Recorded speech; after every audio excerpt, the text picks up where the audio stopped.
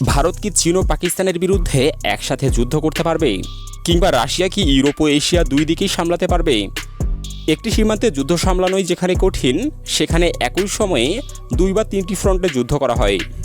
পৃথিবীতে খুব কম সেনাবাহিনী আছে যারা এমন পরিস্থিতিতেও লড়াই চালিয়ে যেতে পারে। আজ দেখব বিশ্বের 10টি সেনাবাহিনী যারা একাধিক ফ্রন্টে যুদ্ধ করার সক্ষমতা রাখে। 10 নম্বরে রয়েছে তুরস্ক। তুরস্কের সেনাবাহিনী ন্যাটোর অন্যতম বৃহত্তম বাহিনী। দেশটি একই সময়ে সিরিয়া, ইরাক সীমান্ত এবং ভূমধ্যসাগরীয় অঞ্চলে সামরিক অভিযান পরিচালনার অভিজ্ঞতা অর্জন করেছে। নিজস্ব ড্রোন শিল্প ও শক্তিশালী স্থলবাহিনী তাদের বড় সুবিধা দেয়। আঞ্চলিক পর্যায়ে একাধিক ফ্রন্ট সামলানোর সক্ষমতা তুরস্ককে এই তালিকায় জায়গা দিয়েছে। 9 নম্বরে রয়েছে ইরান। ইরানের কৌশল সরাসরি যুদ্ধের পাশাপাশি প্রক্সি বাহিনীর উপরও নির্ভরশীল। মধ্যপ্রাচ্যে বিভিন্ন অঞ্চলে তাদের প্রভাব এবং সামরিক নেটওয়ার্ক রয়েছে। ব্যালিস্টিক মিসাইল ও ড্রোন বাহিনী তাদের অন্যতম শক্তি। একাধিক দিক থেকে চাপ মোকাবিলার জন্য দীর্ঘদিন ধরেই প্রস্তুতি নিচ্ছে ইরান। 8 নম্বরে রয়েছে ইসরায়েল। ইসরায়েলকে একই সময়ে একাধিক সীমান্তে হুমকি মোকাবিলা করতে হয়, তাই তাদের সামরিক পরিকল্পনায় তৈরি হয়েছে বহু ফ্রন্টে যুদ্ধের ধারণা মাথায় রেখে। উন্নত বিমান বাহিনী, গোয়েন্দা সক্ষমতা এবং দ্রুত মোবিলাইজেশন তাদের বড় শক্তি। ছোট দেশ হলেও যুদ্ধ প্রস্তুতির ক্ষেত্রে বিশ্বের সেরাদের মধ্যে গণ্য করা হয়। 7 নম্বরে রয়েছে যুক্তরাজ্য। যুক্তরাজ্যের রয়েছে আধুনিক নৌবাহিনী, বিমান বাহিনী এবং পেশাদার স্থলবাহিনী। ন্যাটো জোটের বিভিন্ন অভিযানে একাধিক অঞ্চলে একসঙ্গে অংশ নেওয়ার অভিজ্ঞতা রয়েছে। বিশ্বব্যাপী সামরিক ঘাঁটি ও লজিস্টিক নেটওয়ার্ক তাদের সক্ষমতা বাড়িয়েছে। দূরবর্তী একাধিক যুদ্ধক্ষেত্রে বাহিনী মোতায়েন করতে পারে দেশটি। 6 নম্বরে রয়েছে ফ্রান্স। ফ্রান্স ইউরোপের অন্যতম সক্রিয় সামরিক শক্তি।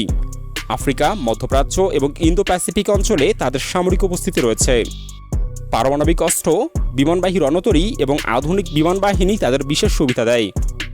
একাধিক অঞ্চলে দীর্ঘ সময় ধরে অভিযান পরিচালনার সক্ষমতা ফ্রান্সের আছে।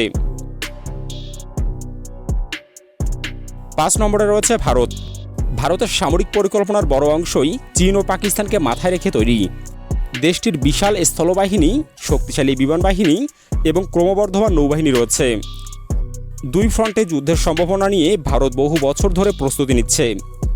যদিও এটি অত্যন্ত কঠিন চ্যালেঞ্জ, তবুও সেই সক্ষমতা অর্জনের চেষ্টায় অব্যাহত রয়েছে। 4 নম্বরে রয়েছে জাপান। জাপানকে চীন, উত্তর কোরিয়া এবং পূর্ব চীন সাগরের নিরাপত্তার চ্যালেঞ্জ বিবেচনা করতে হয়। তাদের নৌবাহিনী ও বিমান বাহিনী বিশ্বের সবচেয়ে আধুনিক বাহিনীগুলোর মধ্যে একটি। সাম্প্রতিক বছরগুলোতে সামরিক সক্ষমতা উল্লেখযোগ্যভাবে বৃদ্ধি করা হয়েছে। বহু দিক থেকে আসা হুমকি মোকাবিলার জন্য দ্রুত প্রস্তুতি নিচ্ছে টোকিও। 3 নম্বরে রয়েছে রাশিয়া। রাশিয়ার বিশাল ভৌগোলিক অবস্থান তাদেরকে একাধিক দিক থেকে হুমকির মুখে ফেলতে পারে। এই কারণে দেশটির সামরিক কাঠামো বৃহৎ পরিসরে যুদ্ধের জন্য তৈরি করা হয়েছে। বিশাল স্থলবাহিনী, পারমাণবিক অস্ত্রভাণ্ডার এবং দীর্ঘপাল্লার ক্ষেপণাস্ত্র তাদের প্রধান শক্তি। একাধিক যুদ্ধক্ষেত্রে দীর্ঘমেয়াদী লড়াই চালানোর সক্ষমতা রাশিয়ার রয়েছে। 2 নম্বরে রয়েছে চীন। চীনের সম্ভাব্য সংঘাতের ক্ষেত্র হল তাইওয়ান, দক্ষিণ চীন সাগর এবং ভারত সীমান্ত। এই কারণে দেশটি দ্রুত নৌ, বিমান ও ক্ষেপণাস্ত্র শক্তি বৃদ্ধি করছে। বিশ্বের বৃহত্তম স্থলবাহিনী এবং অন্যতম বৃহৎ নৌবাহিনী তাদের রয়েছে। একাধিক থিয়েটারে একসঙ্গে সামরিক অভিযান পরিচালনার সক্ষমতা ক্রমশ বাড়ছে। 1 নম্বরে রয়েছে যুক্তরাষ্ট্র। বিশ্বজুড়ে শত শত সামরিক ঘাঁটি এবং বিশাল সামরিক অবকাঠামো রয়েছে যুক্তরাষ্ট্রের। দেশটি একই সময়ে ইউরোপ, মধ্যপ্রাচ্য এবং এশিয়ায় সামরিক অভিযান পরিচালনার অভিজ্ঞতা অর্জন করেছে। 11টি বিমানবাহী রণতরী এবং বিশ্বের সবচেয়ে শক্তিশালী বিমান বাহিনী তাদের হাতে রয়েছে। একাধিক ফ্রন্টে যুদ্ধ করার ক্ষেত্রে যুক্তরাষ্ট্রকে দীর্ঘদিন ধরেই মানদণ্ড হিসেবে ধরা হয়। একাধিক ফ্রন্টে যুদ্ধ করা শুধু বড় সেনাবাহিনী থাকার বিষয় নয়, এর জন্য দরকার শক্তিশালী অর্থনীতি, বিশাল অস্ত্রভাণ্ডার, নির্ভরযোগ্য সরবরাহ ব্যবস্থা এবং দীর্ঘমেয়াদী যুদ্ধ চালিয়ে যাওয়ার সক্ষমতা।